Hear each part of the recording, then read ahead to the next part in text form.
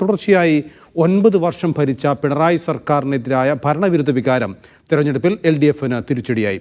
LDF ക്യാമ്പിൽ നിന്ന് അൻവർ പിടിച്ച വോട്ടുകളും മേൽക്കൈ പ്രതീക്ഷിച്ച പഞ്ചായത്തുകളിലെ UDF ആധിപത്യവും ഭരണവിരുദ്ധ വികാരത്തിന്റെ സൂചനകളാണ്.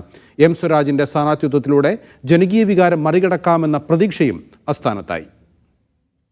വർഷങ്ങളായി CPM സ്വതന്ത്ര പരീക്ഷണം നടത്തുന്ന മണ്ഡലങ്ങളിലൊന്നാണ് നിലമ്പൂർ.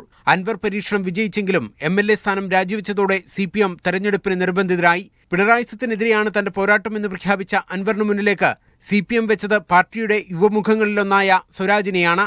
എന്നാൽ വോട്ടെണ്ണി കഴിയുമ്പോൾ ഭരണവിരുദ്ധ വികാരം മറികടക്കാൻ കഴിഞ്ഞില്ല. അൻവർ രാജിവെക്കും മുൻപുന്നയിച്ച വിഷയങ്ങൾ വോട്ടായി മാറിയിട്ടുണ്ടെന്നാണ് കണക്കുകൾ വ്യക്തമാക്കുന്നത്. ഇക്കാര്യം CPM-ഉം സമ്മതിക്കുന്നു. അൻവർ എങ്ങനെയാണ് ഇത്രയധികം വോട്ട് ലഭിച്ചത് എന്നുള്ളത് ഈ പരിശോധനയിലൂടെ ഞങ്ങൾ മനസ്സിലാക്കാൻ വേണ്ടി ശ്രമിക്കും. അതിന്റെ അടിസ്ഥാനത്തിലുള്ള നിലപാടുകളുണ്ട്.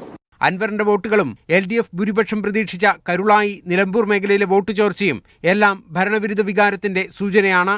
തിരുത്താൻ ചിലതുണ്ടെന്ന് CPM-ന് മുന്നിലേക്ക് പറഞ്ഞു വെക്കുകയാണ് നിലമ്പൂർ ജനത. വിശദമായ വിലയിരുത്തലിന് ശേഷം തിരുത്തൽ വല്ലതും വേണമെങ്കിൽ ചെയ്യുമെന്നാണ് CPM-ന്റെ നേതാക്കൾ പറയുന്നത്. തദ്ദേശ തെരഞ്ഞെടുപ്പ് അടുത്തിരിക്കെ തിരുത്താൻ തീരുമാനിച്ചാൽ അത് വേഗത്തിലുണ്ടാകും. മീഡിയ 1 നിലമ്പൂർ.